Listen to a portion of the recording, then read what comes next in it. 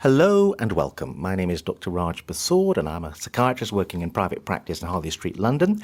And I'm here at the Congress for the Royal College of Psychiatrists 2019 and we're delighted to be joined by Professor David Taylor, who's just given a talk at the Congress of the Royal College of Psychiatrists all about how to stop or taper down psychiatric drugs. Professor David Taylor is a professor of psychopharmacology at King's College London. David, in other medical drugs like antibiotics, people just start a drug at the correct dose, they take it for 7 days, then they stop. Why are psychiatric drugs more complicated than that? Well, they act in a different way. So an antibiotic, when one takes one, acts not on the body but on the bacteria. So it isn't altering any functions of the body. Whereas psychiatric drugs, by definition almost, alter the way that the brain works. And in doing so, those changes, when the drug is stopped, need to go back to how they were originally. And often that takes time for the brain to reset itself. So that explains why one of the things you've been writing a lot about recently is that the way people stop psychiatric drugs has to be very different in practice than seems to happen in reality. Yes, well, there are two parts to that. The first is that we should never stop a long-term drug which has been used for a mental health condition abruptly, so all in one go. And the other aspect is that we should try to reduce it in a particular fashion which reflects the activity of the drug in the brain. So the relationship between the dose and the activity in the brain is not a linear one, it's not a straight line. And what we need to do effectively is to keep halving the dose until we get to a very small dose and then we stop. And in this way we can reduce the amount of activity in the brain by equal amounts with each dose reduction. So although we're halving each time, of course, because we're halving, each successive dose reduction is smaller in terms of milligrams. Is it possible to give me a practical example of a particular drug and a particular dose and how you would reduce it over a period of months? Okay, so if you think about the antidepressant citalopram, somebody taking 20 milligrams a day, which is a standard dose, if you reduce that dose from 20 to 10 milligrams, you do not halve its activity, you reduce its activity by about 5 percentage points, so from about 88% to about 83% of its maximum. So although we are halving the dose and reducing it by 10 milligrams, it's actually a very small reduction in activity of the drug. So the next dose reduction would be a halving again down to 5, and then to 2.5, and then to 1.25. And then we might think about stopping if we got to a stage where there are no withdrawal symptoms occurring. And how long a gap would you leave between each halving? That depends on each individual patient. So after each halving, there's likely to be some symptoms that arise. Once those symptoms have disappeared and the person is settled again, you can think about doing another reduction. So this very low dose right at the end, it seems to me that one of your arguments is people should actually be on that low dose for quite a surprisingly long period of time. When we're drawing the drug, you should spend rather longer on the very low doses than on the higher doses. As I said in the example, when we go from 20 to 10 milligrams, we're reducing the activity of the drug by a very small amount indeed. So sometimes these drugs, like citalopram, are difficult to get hold of when you get lower than 10 milligrams. So again, what I do in my practice is space it out day-wise. Yeah. So the patient would take it every other day, then every third day, then sometimes 1 day a week. Yeah. That often sounds a bit odd, but what are your thoughts about that? I think it's a very good idea. It works much better with drugs which persist in the body for longer than a day or two, so drugs like fluoxetine, Prozac, citalopram, escitalopram are fairly long-acting, and those can be given every other day, every third day, and so on and so forth. Some shorter-acting drugs like venlafaxine, one tends to see the symptoms of withdrawal emerge once that drug disappears from the body, and it's fairly quickly cleared from the body. So it's difficult to do alternate day dosing with drugs like venlafaxine, but with those you can do the reduction in the dose and give it daily. If you're not going to go over the alternate day thing, there's liquid forms of drugs and then there's pill cutters. Tell us a bit about that. Liquid forms are available for some of the antidepressants. They often have fairly low concentrations, so there might be a daily dose in 5 mils of the solution, so that then you can reduce to 2.5 mils, to 2 mils, to 1 mil, to half a mil. And in doing so, you'd be giving very small doses of the antidepressant. With a tablet cutter, which you can buy from any pharmacy, you can accurately cut tablets in half. You can also accurately quarter them, and these tablet cutters have a little tray so that you can collect the remnant. So if you quarter a tablet and take one piece, you'll have 3 other pieces which will be more or less quarters, which you can take on the next 3 days. Some of the drugs you can't quite get down to the dose, the low dose that you need. In Holland, they've manufactured a series of effectively wafers which have very low doses of antidepressants, which are quite widely used, but they're not available in the UK. The main people who will actually be doing this reduction, practically speaking, will be GPs. Yes. And isn't that a problem in the sense that they don't necessarily have the time or the energy or the expertise to do this very, very slow reduction, which requires quite a lot of monitoring, I think? Yeah. Well, the time and energy, I suppose, you can get round by the third difficulty, which is the expertise. If the GP is unable to have the expertise, they can pass that on to the patient, and the patient can manage their own withdrawal. After all, it is determined, the rate of withdrawal is determined by the patient anyway. It shouldn't be set out at the beginning, but should be determined as the patient goes through the withdrawal process.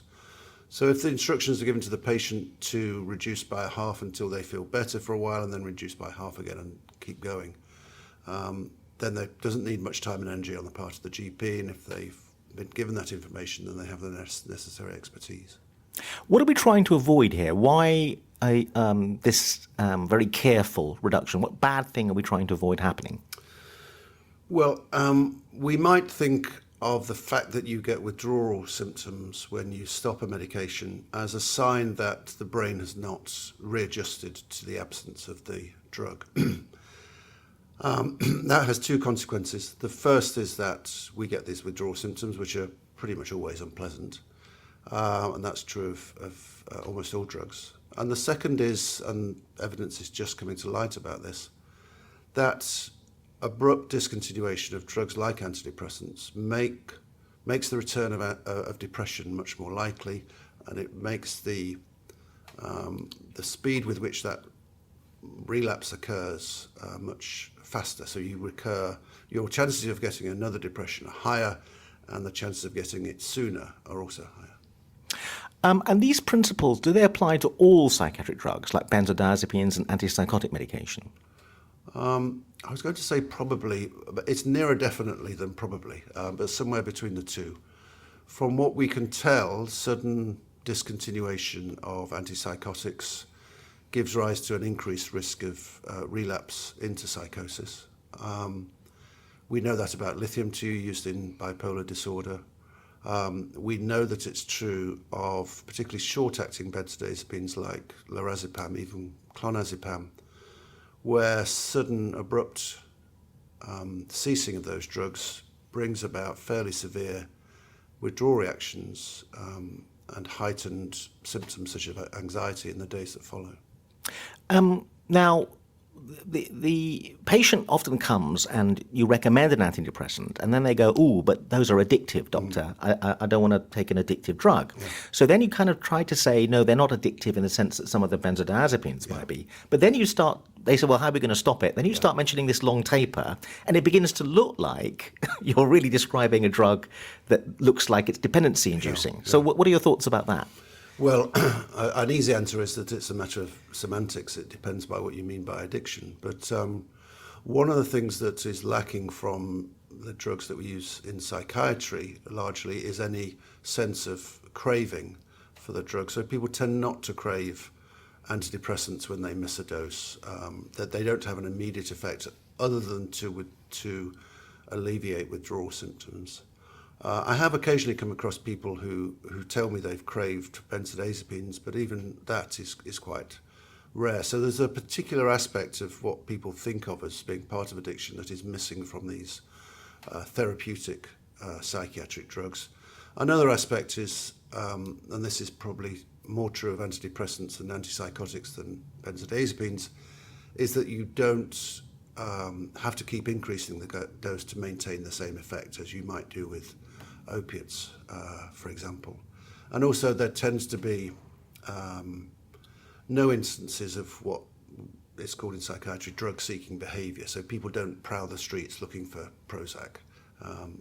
So those aspects of addiction are missing, but there's no doubt that there are some properties of addictive drugs which are possessed by antidepressants and to a lesser extent by antipsychotics. And what are those properties? Well, the fact that if you stop them suddenly, you feel strange in an unpleasant way. And the way to make those symptoms less frequent and less severe is to withdraw the drug slowly by carrying on halving the dose. What about the way doses are worked out by drug companies? So that GPs are particularly recommended to give the standard dose of an SSRI, which might be 20 milligrams of citalopram. My experience of patients is some people do perfectly fine on just 10 milligrams, for example, and other people need a much bigger dose. And so that this idea that there's a standard dose like an antibiotic, their standard dose is handed out there, I think applies less to psychiatric drugs. But what are your thoughts about that? That's a very interesting question. My thoughts are varied and consist largely of a constellation of ideas and observations. One important observation, I suppose, is that the doses of drugs used varies enormously from country to country. So, for example, in the USA, people are much more likely to find themselves on high doses of SSRI antidepressants, for example, much less likely here.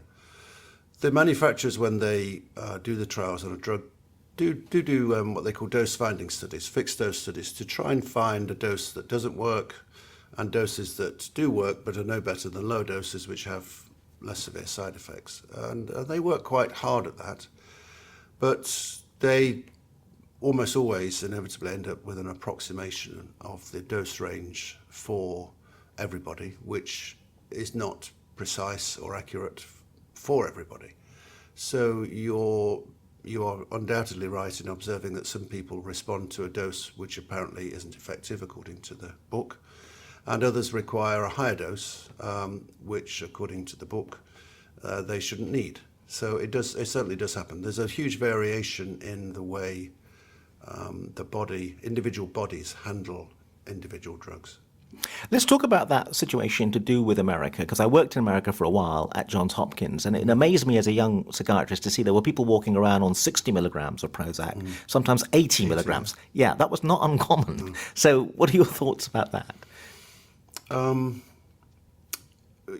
I suppose you would say that given that the rest of the world can manage without those doses, then perhaps they're not needed. But that really suggests that our colleagues across the water are doing something that's unnecessary. I'm absolutely certain that they are doing what they think is right. And it may be that there's some increasing of the dose too much. There's certainly, and I suppose people outside the professions might not expect this. There are certain fashions in drug dosing and drug choice which are country dependent, and it's difficult to go outside those fashions, which is why you tend to get people doing all the same thing in the same country.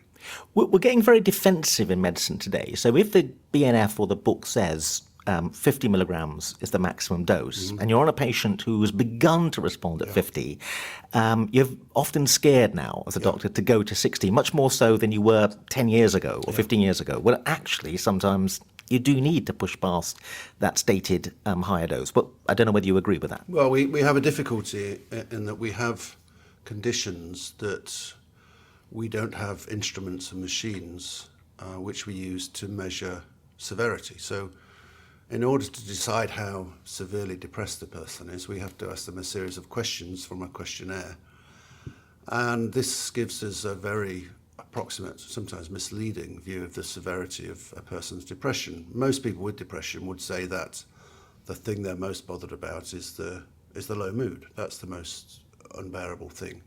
And yet that only forms a small part of depression rating scales. There is a group of workers who've looked at data relating only to the measurement of mood symptoms on the rating scales. And what they have found is that there is a much clearer dose-response relationship for antidepressants on that mood item than on the scale as a whole, which means that although authorities like NICE and the BNF say it's probably not worth using more than, say, 20 milligrams of fluoxetine Prozac, actually, if you look at just the mood item, you can see a better effect with 40 milligrams. Now, what about the fact that the standard teaching is you start the drug, you leave a patient on it for 6 months, and then you think about stopping it? I mean, and again, in my opinion, some patients benefit from just being on it for a month. And sometimes they're more prepared to take it if you say you're going to only need this for a few weeks, and sometimes they do fine. Obviously, many patients need more than that. Again, what about this rigidity around the idea that there has to be a set time period that people take the drug for? Well, we are basing recommendations on observations that were made many decades ago, which is that depression has, quote, a natural course, and that its natural course is 6 to 9 months long. Now, I doubt very much that that is the case, that there is a natural course and that it has a particular duration. But we seem to be stuck with that. And that is why there is a recommendation that people are treated for 6 to 9 months after resolution of symptoms. But of course, as you rightly point out, people have different situations.